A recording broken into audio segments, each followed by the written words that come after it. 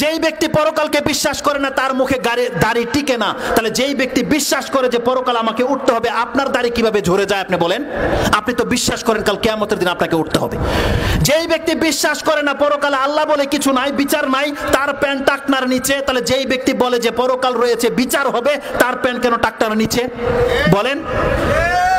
যারা মনে করে এই দুনিয়াটাই আমাদের চূড়ান্ত ফয়সালা হয়ে যাবে, তার মা বোন পর্দা করে না, তাহলে যেই ব্যক্তি বলে আমাদের ইসলাম সত্য, আল্লাহর কাছে আমাদেরকে জবাব দিতে হবে, দাড়ি পাল্লায় ওজন করা হবে, জাহান্নাম সত্য, তার মা বোন কেন পর্দা করে না? এটা কেমন ঈমান আপনি বলেন? তাহলে এই দুই শ্রেণীর মধ্যে মিলে কি করে গেল?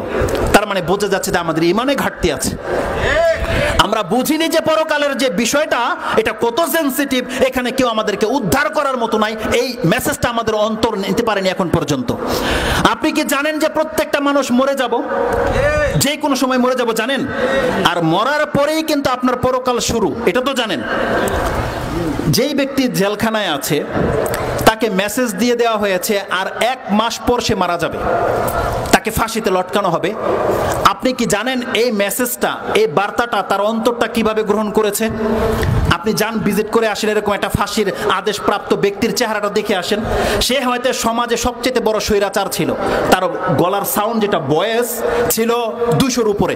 যে ব্যক্তি কাউকে তাওয়াক্কা করতো না, কিন্তু যখন তাকে মেসেজ দিয়ে দেওয়া হয়েছে আর 1 মাস পরে তাকে ফাঁসিতে লটকানো হবে, আপনি গিয়ে দেখে আসেন তার মাথায় টুপি পরে গেছে, তার দাড়ি গজিয়ে গেছে, তার কথা ক্ষীণ হয়ে গেছে, স্মুথ সে কথা বলে, তে এখন রাত ঢাক নাই, প্রায় সময় সে রাতে ঘুমায় না, নামাজে দাঁড়িয়ে আছে, কিছু খেতে দিলে খেতে তার মন চায় না। কেন? কারণ তার কাছে যে মেসেজটি পৌঁছেছে সে জানে যে আমি আর 1 মাস পর মরে যাব। তার অন্তর সেই মেসেজটি যেভাবে গ্রহণ করে নিয়েছে, এখন তাকে আপনি জেনা করাতে পারবেন? এখন তাকে কাউকে হত্যা করাতে পারবেন যে মরেই যাবো আর কয়েকটাকে মেরে নেই? দেখেন সেটা করে না।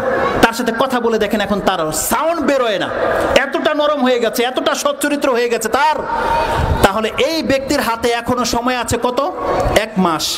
আল্লাহ আপনাকে আমাকে বলেছে কুল্লু নাফসিন যায়কাতুল মউত, তোমাদের প্রত্যেকে যখন তখন মরতে পারো। কোনো ব্যক্তিকে গ্যারান্টি দিতে পারবেন আপনার মৃত্যুটার একদিন বাকি আছে? তাহলে তার মৃত্যুটা যে কোনো সময় চেঞ্জও হয়ে যেতে পারে, সরকার মাফও করে দিতে পারে, 1 মাস পরে নাও হতে পারে, ঝড় তুফান শুরু হয়ে যেতে পারে, হইতে পারে না? কিন্তু তার অন্তর যেভাবে এটা অ্যাকসেপ্ট করে নিয়েছে, অথচ তার চাইতে মৃত্যু আমাদের বেশি নিকটে, দেখেন আমাদের অন্তর সেটাকে অ্যাকসেপ্ট করে নেয়নি। এই যে নাজিরানের মসজিদের মধ্যে সাজদা অবস্থায় এতগুলো মানুষ মুসলিমের প্রাণকে হরপ করা হয়েছিল, তারা কি সেখানে জেনে শুনে গিয়েছিল যে আজকে মরে যাবে? তাহলে কত সৌভাগ্যবান তাদের এই মৃত্যুটা আপনি বলেন। আর এই মৃত্যুটা যদি কোনো সিনেমার হলে হতো, বলেন, যে হলে মুসলিমরা ছবি দেখতে গেছে, সেখানে তাকে ব্রাশ করা হয়েছে, শুট করা হয়েছে, সেখানে মরে গেছে, তখনও কি আপনি বলতেন তারা শহীদ? বলতেন। কিন্তু এখন মসজিদে মরে গেছে, আপনি বলছেন আপনি শহীদ, বলছেন কিনা? তাহলে ওই মৃত্যুটা আপনি নিজের জন্য কেন চাচ্ছেন না? আপনি কেন সারাক্ষণ কানের মধ্যে হেডফোন লাগিয়ে গান শুনছেন? ওই মুহূর্তে অ্যাক্সিডেন্ট হলে আপনিও মরে যাবেন, অথচ কাল কিয়ামতের মাঠে আপনি মিউজিশিয়ান হয়ে উঠবেন। এটা আপনি নিজের জন্য কিভাবে পছন্দ করছেন? আপনি কেন পছন্দ করছেন ক্রিকেট খেলার মাঠে আপনার মৃত্যুটা হোক? আপনি কিভাবে পছন্দ করছেন এমন সময় আপনার মৃত্যু হোক যখন আপনি আপনার গার্লফ্রেন্ডকে নিয়ে পার্কে? বলেন, এটা কিভাবে আপনি পছন্দ করে নিলেন? অথচ আপনি জানছেন যে সেজদা অবস্থায় মরে গেলে এটার অনেক মর্যাদা, মানুষ আপনার সুনাম করবে, আল্লাহ এর বিনিময়ে আপনাকে মাফ করে দিতে পারে, এটা আপনি জানছেন, কিন্তু আপনার আমলে কোনো পরিবর্তন নাই। কেন? এটা কেমন ঈমান আমাদের বলেন আপনি? কেমন ঈমান? তার মানে কি মুসলিমরা আজকে ভুলে গেছে যে মরার পরে আমাদের বিচার করা হবে? এটা ভুলে গেছে। আমাদেরকে এমন সব কিচ্ছা কাহিনী বলা হয় যে আল্লাহর ওলি আমাদেরকে উদ্ধার করে নিয়ে যাবে, আরে যেখানে নবী পর্যন্ত কথা বলার ক্ষমতা রাখে না, যতক্ষণ পর্যন্ত আল্লাহ তাকে অনুমতি না দেবে, সেখানে ওলি আপনাকে উদ্ধার করে নিয়ে যাবে?